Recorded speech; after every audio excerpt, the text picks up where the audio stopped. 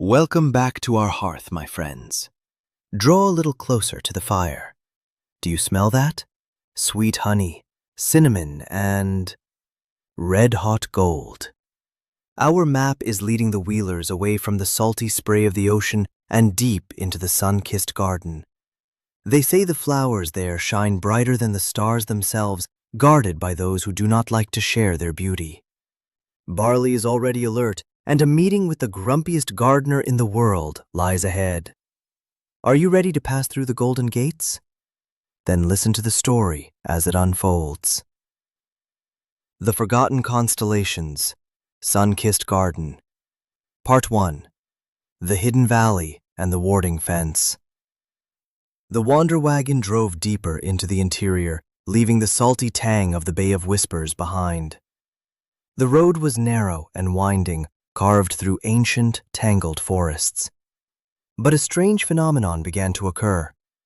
As the heavy, unnatural velvet blackness of the sky persisted, the air inside the valley they were entering grew warmer. The constant twilight of the shadow world began to recede, not from the sun, but from a persistent, pulsing light ahead. Max and Lily pressed their noses to the window. Outside, the grass was not green. It was a deep, throbbing gold. The leaves on the trees shimmered like burnished copper. A scent, rich and dizzying, filled the air. The smell of baked cinnamon, sweet honey, and fresh rain, all at once. Barley was pacing in his bed, his nose twitching frantically. His own hearthlight collar was pulsing with curiosity. "The map is practically singing," Ellie announced, unrolling the ancient parchment. The first hollow was now filled with a perfect golden circle, but the second hollow was vibrating so hard it made the silver ink of the map jitter. They rounded a curve, and the source of the heat and light was revealed. Nestled in a natural bowl of the hills was the sun-kissed garden. It was a spectacular sight. A massive, high hedge of what looked like living, golden briar rose bushes surrounded the entire area. Behind the hedge, they could see the peaks of magnificent glass greenhouses, all glowing with an intense amber radiance that painted the valley in a false noon. Arthur brought the Wander Wagon to a stop near a heavy, wrought iron gate. Max hopped out first, but before his foot could even touch the ground, a loud clunk echoed. A large wooden sign, painted with an angry red X, dropped from the gate, and a set of heavy iron bars slammed shut across the entrance. "Well, that's a welcome," Ellie said, stepping out with the map. They approached the gate. It was locked with 7 heavy, antique padlocks. Through the bars, they could see rows of the most beautiful flowers they had ever imagined, all shimmering with that strange internal golden fire. Yet, something was wrong. Near the edges, the soil was dry and cracked, and some of the smaller flowers were dropping their golden petals prematurely. "Who's there? Who dares approach the Garden of Eternal Noon?" The voice was gruff, like 2 stones grinding together. At first, they saw nothing. Then, a mound of soil near the gate began to shake. Max and Lily gasped as the mound resolved itself into a small, squat figure. He was no taller than a bucket, wearing a tattered, moss-green tunic and a very high, pointed that had a tiny shovel tucked into the band. His beard was made of tangled roots and twigs. He wasn't a statue. He was a live garden gnome. Ellie nodded knowingly at the children. "In these fertile valleys, the soil is so full of ancient magic that true gnomes often take up residence. They are the fiercest defenders of growing things." The gnome crossed his arms and glared. "I am Garrison, the chief digger, chief pruner, and chief guard of this garden. State your business, tall folk, or I'll call the giant mole rats." "My name is Arthur Wheeler, and this is my family," Arthur said, bowing slightly. "We have traveled a long way, guided by the star map. We are searching for a shard of the Mother Star." Garrison's root beard twitched. He pulled his hat lower, his small black eyes narrowing. "You tall folk, You're always wanting to take. I found the starseed myself. It fell into my primary greenhouse a week ago, scared and cold. I gave it a home in my finest compost. Look around you. He waved a tiny hand at the glowing garden. Thanks to its magic, my flowers have become living gold. They bloom day and night. The valley is alive with my beauty. But Garrison, Mac said, pointing at the cracked soil, your garden is dying. The starseed is too hot for the earth. You're using all the valley's water just to keep the roses from burning. Silence, boy, Garrison snapped, stamping his small foot. You know nothing of the sacrifice of true art. It requires all the resources. If the valley goes dry, it's a small price to pay for the single perfect bloom. Garrison looked at Barley. He sneered. And that beast. It looks like it's made of sunlight. It probably wants to steal the seed for its own greedy stomach. Never! The gates are locked, tall folk. The star seed is mine. Garrison, the whole world needs the mother star back in the sky, Ellie pleaded, offering the map. The other constellations are going to fade forever if we don't bring her home. Look at the empty spaces on our map.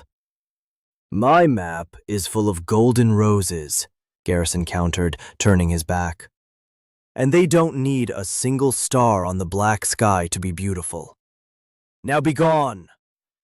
With a final huff, Garrison snapped his fingers and a wall of vines shot up behind the iron gate, completely blocking their view of the garden. The valley was silent, save for the hum of the overstressed celestial energy vibrating inside the hidden greenhouses.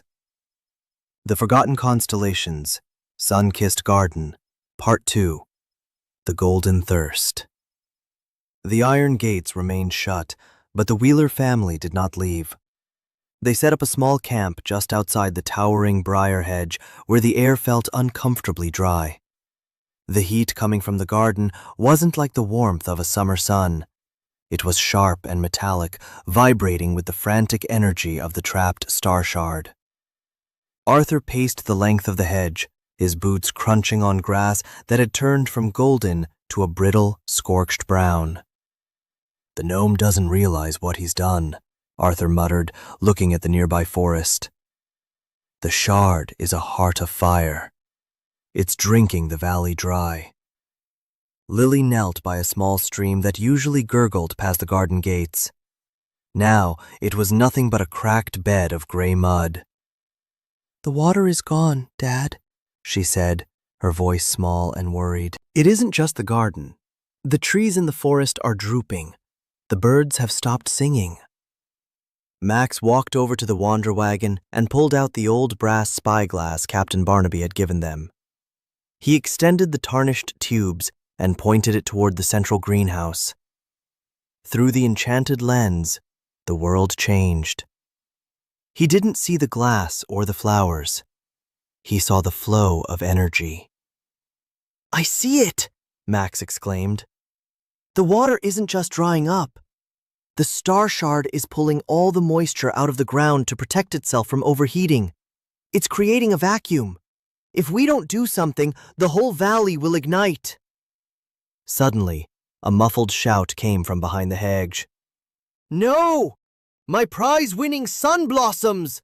Stay upright, I command you! It was Garrison. The family peered through a gap in the vines. The garden, which had looked so magnificent an hour ago, was now a scene of golden tragedy. The magnificent roses were bowing their heavy heads, their petals curling and turning to ash at the edges. Garrison was running frantically between the rows with a tiny, empty watering can, his root beard dusty and tangled. It's not working, the gnome wailed, shaking his fist at the glowing greenhouse. Why won't you drink? I've given you everything! He's never going to listen to us if we just ask, Ellie said, her eyes fixed on the distant forest. We have to show him that beauty cannot live by stealing from the world. He thinks the star shard is a gift, but without the balance of the sky and the rain, it's just a fire that will consume him. We'll bring the water to save the flowers, and maybe then he'll see that the star doesn't belong in a cage. Arthur, the map shows an underground spring a mile up the hill. If we can divert it, we might save the garden and cool the shard before it's too late. For the next several hours, the Wheelers worked with a frantic, coordinated energy. Arthur and Ellie used shovels and heavy wooden planks from the Wander Wagon to build a series of long, interlocking troughs. Max and Lily gathered large, flat stones to line the path, ensuring the precious water wouldn't soak into the parched earth before reaching its destination. Barley, however, wasn't helping with the construction. He was standing perfectly still at the edge of the hedge, his ears forward. He could hear something the humans couldn't: the pulse of the star shard. To Barley, the shard sounded like a trapped bee buzzing against a window pane, frantic and hot. While the humans worked on the water, Barley began to dig. He didn't dig like a dog looking for a bone. He dug with the precision of a master gardener. His powerful paws sent clods of dry earth flying as he tunneled beneath the thick, thorny roots of the golden hedge. He knew that the shard needed more than just water. It needed a vent. It needed to breathe. Inside the garden, Garrison was collapsing in exhaustion. His golden paradise was turning into a kiln. The air began to shimmer with a dangerous violet haze, a sign that the celestial energy was about to reach its breaking point. "The water is coming!" Max shouted from the hilltop. A thin, silver ribbon of cool spring water began to race down the wooden troughs. It splashed and leaped, bringing a sudden, sharp scent of freshness to the scorched valley. The water hit the iron gates and began to seep underneath, flowing toward the wilting roots. Garrison stared at the water in disbelief. You brought it back?" he whispered, his straw hat falling back from his head. But the relief was short-lived. A sudden, violent crack echoed from the central greenhouse. The glass panes began to rattle in their frames, and the amber light turned a fierce, angry crimson. The ground beneath the garden began to tremble. "The water isn't enough," Ellie cried, running toward the gate. "The shard is too concentrated. It's going to burst!" Barley disappeared into his tunnel, his golden tail the last thing visible before he vanished beneath the garden wall. He was heading straight for the crimson heat, guided by a scent that only a dog of the hearth could follow. "Barley, wait!" Lily screamed, but it was too late. The heat inside the valley became so intense that the air itself seemed to hum. Garrison stood frozen in the middle of his dying roses, looking at the greenhouse that had become a ticking, magical bomb. The Wheelers gripped the iron bars of the gate, their hearts hammering in their chests. The valley held its breath. Somewhere beneath the earth, a golden retriever was racing against time, and the fate of the second star hung by a single, shimmering thread. The Forgotten Constellations, Sun-Kissed Garden, Part 3, The Gift of Beauty. The air inside the central greenhouse was thick with the scent of ozone and scorched earth. The star shard, trapped atop a pedestal of fine compost, had turned a violent, pulsating crimson. It was no longer a light. It was a fever. Outside, the family watched in terror as the glass panes began to frost with heat. But inside, a golden shape moved through the shimmering haze. Barley burst from his tunnel directly beneath the flower benches. He didn't bark. He didn't have the breath for it. The heat was pushing against his golden fur like a physical hand, but Barley's own hearthlight was his shield. He saw Garrison standing paralyzed near the door, his tiny shovel shaking in his hand. "Out! Get out!" Garrison squeaked, though his feet wouldn't move. "It's too much! I've burned it all!" Barley ignored the gnome. He stepped toward the pedestal. He could see the shard vibrating so fast it appeared blurred. It was thirsty, but not for water. It was thirsty for the cool, calm rhythm of the earth. Barley sat down, his tail sweeping a circle in the dry dirt. He let out a low, steady rumble from his chest, a sound like a purr that vibrated through the floor. The shard seemed to react. The violent crimson slowed just a fraction. Barley tilted his head, his nose twitching as the celestial dust tickled his senses once again. He took a deep, shaky breath, filling his lungs with the scent of the overheating star and the wilting roses. Achoo! The sneeze was like a soft, golden explosion. A massive cloud of honey-colored sparks erupted from Barley's nose, swirling around the greenhouse. Unlike the harsh white light of the shard, these sparks were heavy and cool. They settled on the scorched leaves of the golden roses, turning the burnt edges back to soft velvet. They draped themselves over the star shard like a damp silk veil. The transformation was instant. The angry crimson faded into a soft, buttery yellow. The vibrating hum turned into a gentle musical chime, and the intense heat evaporated, replaced by the cool, refreshing mist of the spring water the Wheelers had diverted. Garrison fell to his knees, watching as his living gold flowers transformed. They weren't just gold anymore. They were healthy, vibrant, and glowing with a light that didn't hurt to look at. Barley trotted over to the pedestal and gently took the now cool shard into his mouth. He walked toward the iron gates, which Arthur and Ellie had finally managed to pry open. Garrison followed him, stumbling like a man waking from a dream. I almost lost it all, Garrison whispered, looking at his hands. He looked at the family, then at his garden. I thought if I kept the light for myself, I would be the master of beauty. But beauty doesn't want to be mastered. It wants to breathe. Barley reached Arthur and dropped the shard. It looked like a smooth, glowing amber stone. Arthur pulled a small velvet pouch from his belt and carefully tucked the shard inside. As the pouch closed, the star map in Ellie's hands let out a deep, resonant chime. The second dark hollow on the parchment didn't fill with a stone, but it began to glow with a soft, steady ink, acknowledging that the seed had been found. High above the valley, the black velvet of the sky finally tore open again. A new group of stars flickered to life. They were delicate and elegant, stretching across the darkness in the perfect shape of a flower with long, graceful petals. Look! Lily cried, pointing upward. The lily! It's the constellation of the lily! The stars are grateful, Ellie said, her voice full of awe. They see that we are not just taking the pieces. We are healing the world as we go. Garrison stepped forward, his straw hat in his hands. He reached into his tunic and pulled out a small, shimmering silk bag. You're leaving to find the others, he said, no longer gruff, but quiet. Take these. They are seeds from my moon lilies. They only grow under the light of a true star.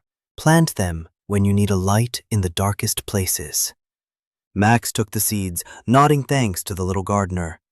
We'll make sure the mother star sees them from the sky soon, Garrison. The family climbed back into the wander wagon. As they drove out of the valley, they looked back through Captain Barnaby's spyglass. The sun-kissed garden was no longer a blinding beacon. It was a soft, glowing emerald in the dark, its beauty shared with the forest and the stream once more. Arthur looked at the map. The golden line was already stretching further, pointing away from the green forests and toward a land of mist and silver water. 2 pieces safe, Arthur said, his eyes on the road. Next stop, the Mirror Lake. And I have a feeling we're going to see more than just our reflections there. Barley curled up in his bed, his nose tucked under his tail, dreaming of golden sparks and the cool scent of lilies. The journey was halfway, and the sky was slowly beginning to remember its name. Book closes for today. A lily has bloomed in the night sky, a constellation to remind us that true beauty only lives when it is free. Garrison the gnome is fast asleep in his cozy garden bed, and 2 shards of the mother star now pulse within Arthur's pouch. But look at the map. The golden line leads us toward water as still as glass. What awaits us at the mirror lake? Whose reflection will we find there? The answers will come with the next tale. Until then, may your sleep be peaceful, and may the stars in your dreams never fade. Good night.